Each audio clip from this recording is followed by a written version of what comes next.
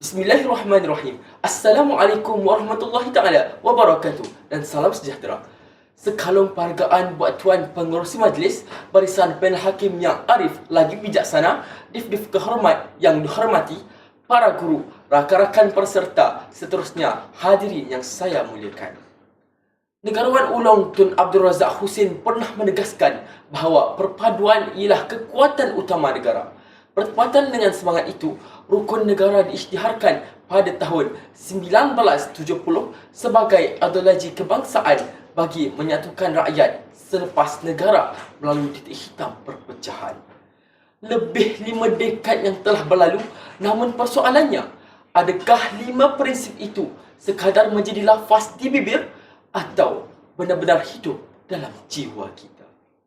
Maka dengan penuh keyakinan, saya berdiri di pentas ini untuk menegaskan bahawa penghayatan prinsip-prinsip rukun negara merupakan kunci utama bersama membina negara, bangsa yang bersatu, berdaulat dan sejahtera. Hadirin sekalian, pragmatik saya yang pertama, kepercayaan kepada Tuhan membentuk masyarakat yang berintegriti. Kepercayaan kepada Tuhan merupakan prinsip pertama rukun negara kerana pembinaan sesebuah negara mestilah bermula dengan pembinaan Islam.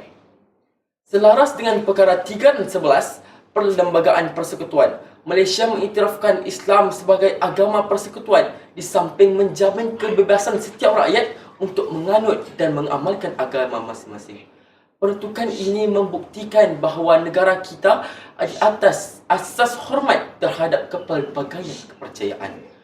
Bagi memperkukuhkan keharmonian tersebut, pelbagai program dialog antara agama dan inisiatif perpaduan terus dilaksanakan oleh Kementerian Perpaduan Negara. Usaha ini bukan sekadar menghimpunkan masyarakat berbilang kaum dan agama, malah menyuburkan persefahaman, toleransi dan saling menghormati dalam sebuah negara yang kaya dengan pelbagaian budaya. Dasar perpaduan negara turut meletakkan hayatan rukun negara sebagai antara asas penting dalam memperkukuhkan perpaduan nasional. Fakta ini membuktikan bahawa perbentukan masyarakat berintegriti bukan sekadar tanggungjawab individu, bahkan menjadi agenda utama pembangunan negara. Implikasinya, apabila rakyat berpegang teguh pada nilai agama, lahirlah masyarakat yang berakhlak mulia.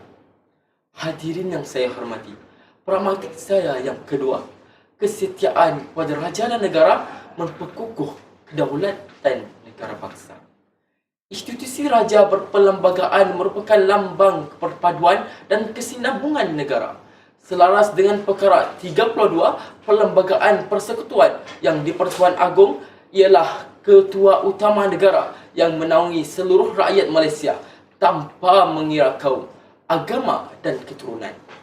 Oleh itu, kesetiaan pada raja dan negara merupakan asas kestabilan serta keharmonian negara. Semangat patriotisme dapat diterjemahkan melalui kehormatan kepada Jalur Gemilang, penghayatan lagu negaraku dan penyertaan dalam sambutan Hari Kebangsaan.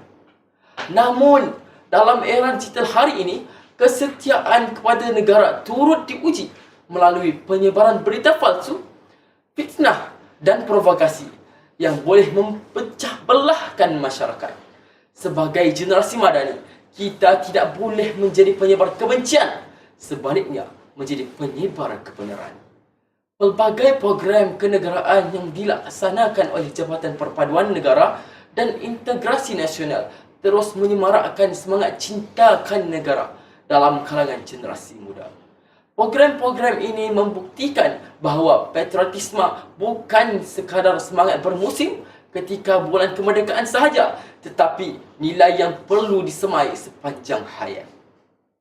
Kesannya, lahirlah rakyat yang menghargai keamanan, mempertahankan kedaulatan negara dan sanggup berbakti demi tanah air yang tercinta. Hadirin sekalian, pragmatik saya yang ketiga, kesopanan dan kesusilaan menyemai keharmonian masyarakat majmuk. Kemajuan sesebuah negara tidak hanya diukur melalui pencakar langit yang menjulang tinggi atau teknologi yang semakin canggih, tetapi turut diukur melalui akhlaknya rakyat. Hari ini, media sosial membuka ruang komunikasi tanpa sepadan. Namun, di sebalik manfaat tersebut, kita masih berdepan dengan isu polis cyber, penghinaan, fitnah dan ucapan kebencian yang mampu meretakkan hubungan sesama masyarakat. Situasi ini sesuai seperti peribahasa Melayu, kerana pulut santan binasa, kerana mulut badan binasa. Oleh itu, setiap patah perkataan yang kita ungkapkan mestilah mencerminkan adab dan nilai murni. Sebagai kempen kesedaran berkaitan etika komunikasi dan literasi digital terus dilaksanakan bagi membentuk masyarakat yang lebih berhemah ketika berinteraksi. Implikasinya, apabila masyarakat mengamalkan budaya hormat menghormati, perselisihan dapat diselesaikan melalui hikmah, manakala perpaduan akan terus diperkukuh. Jelaslah bahawa kesopanan dan kesusilaan merupakan jambatan yang menghubungkan kepelbagaian rakyat ke arah pembinaan sesebuah negara bangsa yang aman dan harmoni. Hadirin sekalian, kesimpulannya, pembinaan negara bangsa bukanlah tugas pemimpin semata-mata, tetapi amanah seluruh rakyat Malaysia. Kepercayaan kepada Tuhan melahirkan rakyat yang berintegriti. Kesetiaan kepada raja dan negara mempertahankan kedaulatan tanah air. Manakala kesopanan dan kesusilaan menyatukan masyarakat yang berbilang bangsa dan budaya. Marilah kita menjadikan rukun negara bukan sekadar ikrar yang dilafazkan pada setiap perhimpunan, tetapi kompas yang memandu setiap tindakan kita. Andai prinsip-prinsip ini terus subur dalam jiwa kita, saya yakin Malaysia bukan sahaja akan dikenali sebagai sebuah negara yang maju, malah sebagai sebuah negara bangsa yang bersatu, berakhlak dan disegani dunia. Sekian, wabillahi taufiq wal hidayah. Wassalamualaikum warahmatullahi taala wabarakatuh.